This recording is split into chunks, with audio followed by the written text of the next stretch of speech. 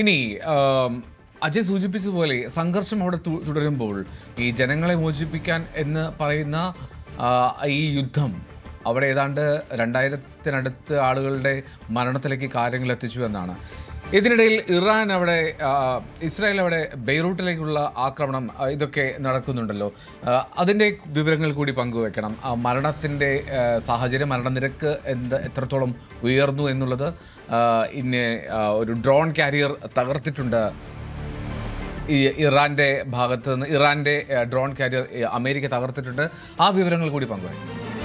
ഇപ്പോൾ ലെബനനിലുള്ള ആക്രമണം, അത് അടുത്ത ഘട്ട ആക്രമണം കൂടി ഇസ്രായേൽ ആരംഭിച്ചതായിട്ടാണ് വിവരം ലഭിക്കുന്നത്. ആദ്യം ലെബനൻ ഈ ആക്രമണത്തിൻ്റെ ചിത്രത്തിൽ ഇല്ലാതിരുന്ന ഒരു സ്ഥലമാണ്. എന്നാൽ ഇപ്പോൾ അവിടെ കൂടി സംഘർഷം വ്യാപിച്ചിട്ടുണ്ട്. അതും വളരെ കടുത്ത രീതിയിൽ തന്നെ. ഫ്രഞ്ച് പ്രസിഡന്റ് ഇമ്മാനുവൽ മാക്രോൺ ഇതിനോടകം തന്നെ ഇസ്രായേലിനോട് ആവശ്യപ്പെട്ടു, ലെബനനിൽ ആക്രമണം നടത്തരുത്, അവിടെയുള്ള സംഘർഷം ഒഴിവാക്കണമെന്ന് ഫ്രാൻസ് ഇതിനോടകം ആവശ്യം ഉന്നയിച്ച് കഴിഞ്ഞു.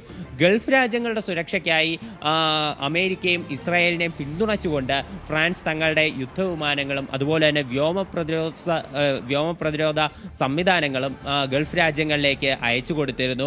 അപ്പോൾ ഈ സാഹചര്യത്തിൽ തന്നെയാണ് അവർ പിന്തുണയ്ക്കുന്ന ഇസ്രായേലിനോട് ഫ്രാൻസ് ഇത്തരത്തിൽ ലെബനനിൽ ആക്രമണം നടത്തരുത് എന്നൊരു ആവശ്യം ഉന്നയിച്ചത്. പക്ഷേ ലെബനനിൽ ഇപ്പോൾ സാഹചര്യങ്ങൾ രൂക്ഷം തന്നെയാണ് എന്നുള്ള വിവരമാണ് പുറത്തു വരുന്നത്. മരണസംഖ്യ ഇതിനോടകം തന്നെ 123 കടന്നു. അതുപോലെ തന്നെ 683 പേർക്ക് പരിക്കേറ്റതായിട്ടും വിവരമുണ്ട്. സംഘർഷം അതിരൂക്ഷമായി തന്നെ തുടരുകയാണ്. ഈ സാഹചര്യത്തിലാണ് ഹെസ്ബുള്ള ഗ്രൂപ്പ് അടുത്ത ഭീഷണിയുമായി രംഗത്തെത്തിയിട്ടുള്ളത്. അവർ ഇതിനു മുൻപേ പല റോക്കറ്റ് ആക്രമണങ്ങളായിട്ടും അതുപോലെ തന്നെ മറ്റ് പല രീതികളിലൂടെ ഇസ്രായേലിലേക്ക് ആക്രമണം നടത്താനായിട്ട് ശ്രമിച്ചിരുന്നു. ഇവരുടെ പല മിസൈലുകളും റോക്കറ്റുകളും തകർത്തതായിട്ട് ഇസ്രായേൽ മിലിറ്ററി പിന്നീട് പ്രസ്താവന ഇറക്കുകയും ചെയ്തതാണ്. എന്നാൽ ഇതിൻ്റെ പ്രതിരോധമായിട്ടാണ് ഇത്തരത്തിൽ മിസൈൽ ആക്രമണം ഹെസ്ബുള്ളയുടെ ഭാഗത്ത് നിന്ന്, ഇറാന് പുറമെ ഹെസ്ബുള്ളയുടെ ഭാഗത്ത് നിന്നുണ്ടായതോടുകൂടിയാണ് ഈ ലെബനനിലേക്ക് ആക്രമണം വ്യാപിപ്പിക്കാൻ ഇസ്രായേൽ നിർബന്ധിതമായത്. ഇപ്പോഴും ആക്രമണം രൂക്ഷമായി തന്നെ തുടരുകയാണ്. ബെയ്റൂട്ടിൽ ഇപ്പോൾ സ്ഫോടന ശബ്ദങ്ങളും നിരവധി ആക്രമണങ്ങൾ നടന്നതായിട്ടുള്ള സൂചനകളുമുണ്ട്. തെക്കൻ ലെബനനിലുള്ള പല ഗ്രാമങ്ങളും അതുപോലെ തന്നെ ചെറു പട്ടണങ്ങളും ഇതിനോടകം തന്നെ ആക്രമണ വിധേയമായിട്ടുണ്ട്. പല സ്ഥലങ്ങളും ഇസ്രായേലിൻ്റെ ഒരു വരുതിയിലായതായിട്ടാണ് വിവരം ലഭിക്കുന്നത്. ഈ സാഹചര്യത്തിലാണ് ഹിസ്ബുള്ള വീണ്ടും ഒരു ഭീഷണി ഉയർത്തിയിരിക്കുന്നത് ഇസ്രായേലിൻ്റെ വടക്കൻ മേഖലകളിൽ ആക്രമണം നടത്തും, അതുകൊണ്ട് തന്നെ അവിടെയുള്ള ജനങ്ങൾ എത്രയും വേഗം ഒഴിഞ്ഞു പോകണമെന്ന് അറിയിപ്പ് നൽകിയതും ഇതോടെയാണ്. ഇപ്പോൾ ഇറാൻ്റെ ഭാഗത്ത് നോക്കുകയാണെങ്കിൽ അവർക്ക് കനത്ത നാശനഷ്ടം തന്നെ സംഭവിച്ചു. അവർക്ക് തിരിച്ചടിക്കാനുള്ള ശേഷി നശിച്ചുകൊണ്ടിരിക്കുകയാണ് എന്നതാണ് US വ്യക്തമാക്കുന്നത്.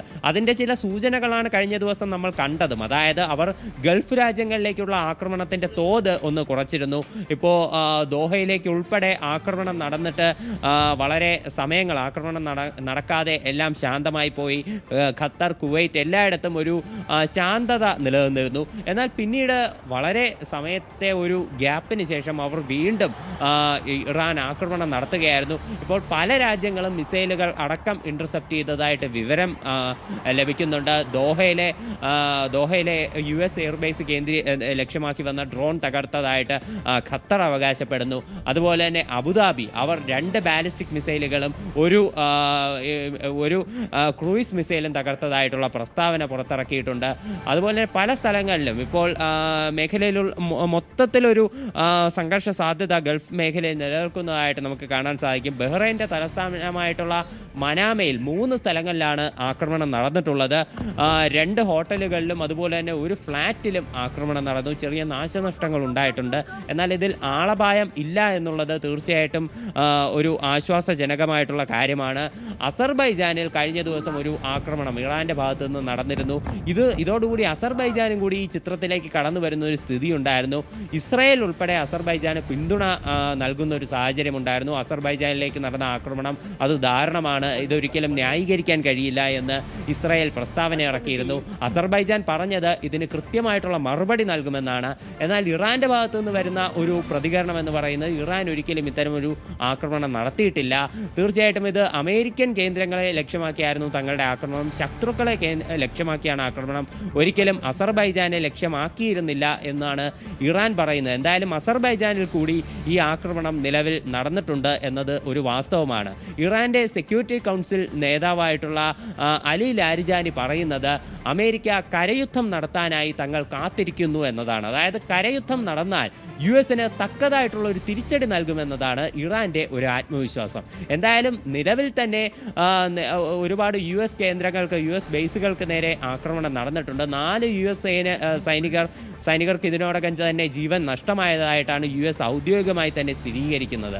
ഇനി കരയുദ്ധം ആരംഭിക്കുകയാണെങ്കിൽ US-ന് കനത്ത രീതിയിലുള്ള ഒരു തിരിച്ചടികൾ ലഭിക്കാൻ സാധ്യതയുണ്ട്. പ്രത്യേകിച്ച് ഇറാൻ്റെ ഭൂപ്രകൃതി, മരുഭൂമികളും മലകളും ഉൾപ്പെടെയുള്ള ഇറാൻ്റെ ഭൂപ്രകൃതിയിലേക്ക് US-ലെ സൈനികർക്ക് കടന്നു ചെന്ന് ആക്രമണം നടത്തുക കുറച്ച് ബുദ്ധിമുട്ടുള്ള കാര്യമായിരിക്കും. അവിടെ തീർച്ചയായിട്ടും അഡ്വാൻറ്റേജ് ലഭിക്കുക IRGCക്ക് തന്നെയായിരിക്കും. അപ്പോൾ ഇങ്ങനൊരു സാഹചര്യത്തിൽ US സൈനികരുടെ ജീവൻ ബലി കൊടുത്തുകൊണ്ട് ഇത്തരമൊരു നീക്കം നടത്താൻ US ചിലപ്പോൾ തയ്യാറാകില്ലായിരിക്കും. എന്നാൽ ഇത്തരമൊരു നീക്കം നടത്തിയാൽ മാത്രമേ ഇറാനുള്ളിൽ US ആഗ്രഹിക്കുന്നത് പോലെ ഒരു ഭരണമാറ്റം കൊണ്ടുവരാനും സാധിക്കൂ. അപ്പോൾ ഇങ്ങനെ ഒരു അവസരത്തിൽ എന്താകും അമേരിക്കയുടെ തീരുമാനം എന്നതാണ് എല്ലാവരും ആകാംക്ഷയോടെ കാത്തിരിക്കുന്നത്.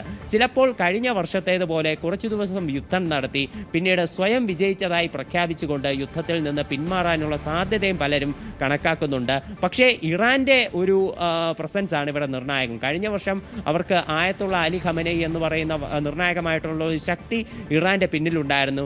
യുദ്ധം ആരംഭിക്കാനും നിർത്താനുമെല്ലാം അദ്ദേഹത്തിൻ്റെ കമാൻഡ് ഉണ്ടായിരുന്നു. പക്ഷേ നിലവിൽ ആയത്തുള്ള അലി ഖമനയെ US-ഉം ഇസ്രായേലും ചേർന്ന് കൊലപ്പെടുത്തി കഴിഞ്ഞു. അപ്പോൾ അവരുടെ പരമോന്നത നേതാവിനെ നഷ്ടമായിട്ടുള്ള ഒരു സേന, ഒരു രാജ്യമെന്നുള്ള നിലയിൽ അവർ ഇപ്പോൾ US-ഉം ഇസ്രായേലും ആക്രമണം നിർത്തിയാലും അവർ നിർത്താൻ തയ്യാറാകുമോ എന്നത് ഇവിടെ തീർച്ചയായിട്ടും ഒരു ചോദ്യമാണ്. ഇറാൻ ഇപ്പോഴും ആവർത്തിച്ച് പറയുന്നത് US-ഉമായി ഒരു ചർച്ചയ്ക്കും തയ്യാറല്ല എന്നതാണ്.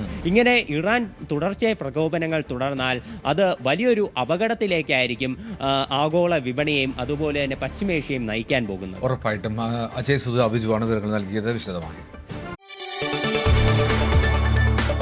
കൂടുതൽ വാർത്തകൾക്ക് News 18 Keralam YouTube channel subscribe ചെയ്യുക.